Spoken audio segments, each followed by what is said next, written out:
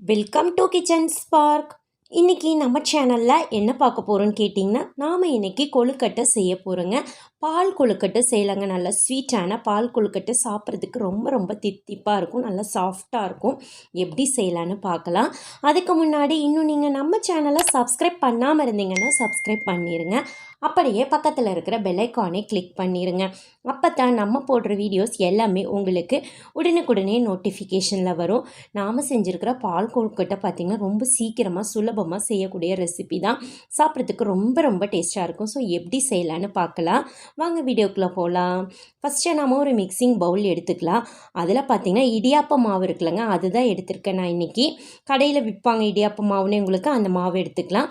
ஒரு கப் அளவுக்கு நான் மாவு எடுத்துகிட்டு நல்லா சூடான தண்ணியில் நம்ம மாவை பிசையணும். அதனால் கையில் பிசைய முடியாது. ஸோ அதனால் கரண்டியில் நல்லா கிளறிக்கலாம். கொஞ்சம் நல்லா சூடான தண்ணியாக இருந்தால் உங்களுக்கு நல்லா கொழுக்கட்டை கொஞ்சம் நல்லா சாஃப்டாக சீக்கிரம் வெந்துடும் உங்களுக்கு. அதனால தான் நம்ம சூடான தண்ணி எடுத்திருக்கோம். பாருங்கள், நல்லா மாவில் மிக்ஸ் ஆகிடுச்சு. போதும், கொஞ்சம் திக்காக இருக்கணும் நம்மளுக்கு, ரொம்ப தண்ணி மாதிரி ஆகிடக்கூடாது. இந்த அளவுக்கு கரெக்டாக இருக்கும். இப்போ கொஞ்சம் ஆறிடும் நம்மளுக்கு. இப்போ நாம் மாவை நல்லா கையில் பிசைஞ்சு பதம் பார்த்துக்கலாம் எப்படின்னு. பாருங்கள், உருண்டை பிடிக்கிற அளவுக்கு நம்மளுக்கு பக்குவம் வந்துருச்சு. ஸோ இந்த அளவுக்கு தண்ணி ஆட் பண்ணால் போதும். இப்போ நாம் பாருங்கள் கொஞ்சம் ஆறிடும், நம்ம கையில் பிசைஞ்சிக்கலாம். பாருங்கள், மாவு வந்து உங்களுக்கு ரொம்ப தண்ணி மாதிரியும் இருக்கக்கூடாது, ரொம்ப கெட்டியாகவும் இருக்கக்கூடாது. கரெக்டான நம்ம சப்பாத்தி மாவு பதத்துக்கு இருந்தால் கரெக்டாக இருக்கும். பாருங்கள், மாவு ரெடி ஆயிடுச்சுங்க. அவ்வளோதான். இது வந்து நீங்கள் வந்து வெயிட் பண்ணணும், ஊற வைக்கணும் அப்படிங்கிற அவசியம் இல்லை. நம்ம உருண்டைகளாக உருட்டிக்கலாம். உங்களுக்கு எந்த சைஸ் கொழுக்கட்டை வேணுமோ நீங்கள் அந்த சைஸ் அளவு உருட்டிக்கலாம். பாருங்கள், நான் கொஞ்சம் சின்ன பாலாக உருட்டிக்கிறேன். இது மாதிரி நம்ம எல்லா பாலும் உருட்டிக்கணும். நம்ம கொஞ்சம் உங்களுக்கு வெடிப்பெல்லாம் இல்லாமல் இருக்கணும். நல்லா கையில் 2 கையில வச்சு உள்ளங்கையில் தேய்ச்சிங்கன்னா நல்லா உங்களுக்கு வந்து அதாவது பிளவுகள் எதுவுமே இல்லாமல் வெடிப்பு இல்லாமல் வந்துடும். பாருங்கள், நல்லா முழு முழுன்னு கொழுக்கட்டை வந்துடும் நம்மளுக்கு. இதே மாதிரி நம்ம எல்லா மாவும் உருட்டி வச்சுக்கலாங்க. பாருங்கள், நான் எல்லா மாவும் உருட்டி வச்சாச்சு. இப்போ கொழுக்கட்டைக்கு மாவு உருண்டை ரெடி ஆயிடுச்சு. நெக்ஸ்ட்டு நம்ம கொழுக்கட்டை செய்யலாம். அதுக்காக பாருங்கள், நம்ம கொழுக்கட்டை செய்கிறதுக்காக நான் ஒரு கடாய் அடுப்பில் வச்சுருக்கிறேன். காஞ்சதுக்கப்புறம் ஒரு 1.5 கப் அளவுக்கு பால் எடுத்துருக்கிறேன்.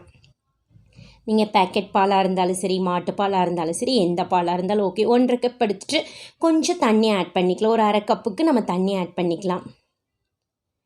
ஆட் பண்ணிவிட்டு பாருங்கள், பால் நல்லா பொங்கி வருது. இந்த ஸ்டேஜில் நீங்கள் அடுப்பை சிம்மில் வச்சுருங்க. சிம்மில் வச்சுட்டு நாம் உருட்டி வச்சோல்லங்க கொழுக்கட்டை உருண்டை, அதை ஒவ்வொன்றா நம்ம இதில் இப்போ ஆட் பண்ண போகிறோம்.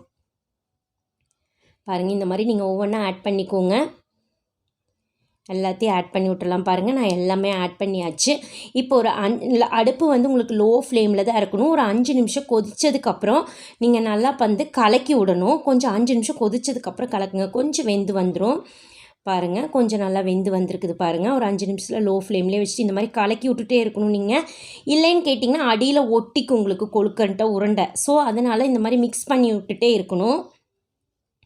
நல்லா பால் சுண்டி வந்துடும் உங்களுக்கு. ஒரு 1/4 மணி நேரம் நல்லா பாலில் வேகணும். ஸோ 1/4 மணி நேரம் வெந்துட்டுருக்கட்டும். அதுக்குள்ளே பாருங்கள், நம்ம தேங்காய் பால் அரைச்சிக்கலாம். 1 கப் அளவுக்கு நான் தேங்காய் எடுத்துருக்கிறேன். அப்புறம் பார்த்திங்கன்னா சர்க்கரை வந்து ஒரு 3/4 கப் அளவுக்கு எடுத்துக்கலாம். சுகர் கரெக்டாக இருக்கும் உங்களுக்கு.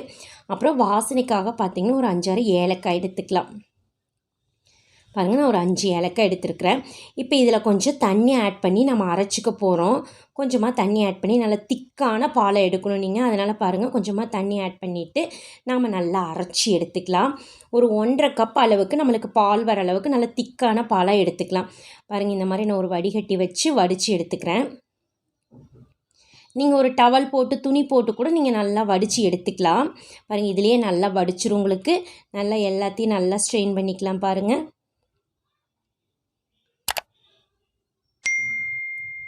பாருங்கள், அவ்வளோதான், நம்ம வடித்தாச்சு. இப்போ தேங்காய் பால் பார்த்திங்கன்னா நம்மளுக்கு ஃபஸ்ட்டு பால் மட்டுமே போதுங்க. ஒரு 1.5 கப் அளவுக்கு பால் இருந்தால் போதும். பாருங்கள், நான் எல்லாம் வடித்து எடுத்துட்டேன்.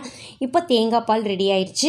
நாம் ஒரு 1/4 மணி நேரம் பாலில் கொழுக்கட்டை வெந்துட்டுருக்கு. அது எந்த அளவுக்கு வெந்துருச்சுன்னு பார்க்கலாம். பாருங்கள், நல்லா வெந்து பால் நல்லா சுண்டி வந்துருச்சு. இப்போ நல்லா கொழுக்கட்டை உங்களுக்கு 3/4 வேக்காடு நல்லாவே வெந்திருக்குங்க. இந்த ஸ்டேஜில் நாம் தேங்காய் பாலை ஆட் பண்ணிக்கலாம். பாருங்கள், தேங்காய் பால் ஆட் பண்ணி விட்டுட்டு அடுப்பை நீங்கள் ஹை ஃப்ளேமில் வேண்டாம், லோ ஃப்ளேம்லேயே இருக்கட்டும்.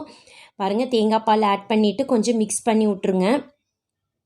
இப்போ இதில் ஸ்வீட்டு, அந்த தேங்காய் பாலோட ஸ்வீட் எல்லாம் உங்களுக்கு வந்து இந்த கொழுக்கட்டையில் ஏறணும். ஸோ அதனால் பார்த்திங்கன்னா இன்னொரு 5 நிமிஷம் வாக்கில் நல்லா கொதிக்க விட்டுறணும். நீங்கள் ஒரு 10 நிமிஷமே நல்லா லோ ஃப்ளேமில் கொதிக்கட்டுங்க. பாருங்கள் நல்லா கொதித்து நல்லா சுண்டி வந்துருச்சு பாருங்கள்.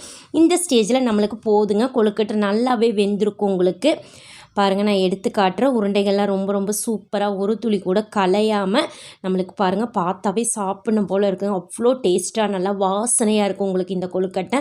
இப்போ அவ்வளோதாங்க, நம்ம அடுப்பை ஆஃப் பண்ணிக்கலாம். ரெடி ஆயிடுச்சு. நம்ம ஒரு பவுலுக்கு மாற்றிக்கலாம். பாருங்கள் எவ்வளோ அழகாக உருண்டைகள்லாம் வந்திருக்குதுன்னு. ரொம்ப ரொம்ப சீக்கிரமாக செய்யக்கூடிய ஒரு ரெசிபி தான் இது. உங்களுக்கு குழந்தைகள்லாம் பார்த்திங்கன்னா நல்லா விரும்பி சாப்பிடுவாங்க.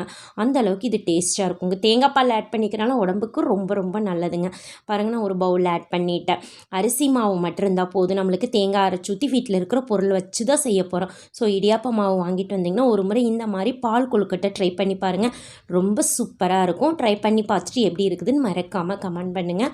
உங்களுக்கு இந்த வீடியோ பிடிச்சிருந்ததுன்னா உங்கள் ஃப்ரெண்ட்ஸுக்கெல்லாம் ஷேர் பண்ணுங்கள், லைக் பண்ணுங்கள். மறக்காமல் கிச்சன் ஸ்போக் சேனலுக்கு சப்ஸ்கிரைப் பண்ணுங்கள். மீண்டும் சந்திக்கலாங்க நாளைக்கு இன்னொரு புது ரெசிபியோட. அது வரைக்கும் நன்றி.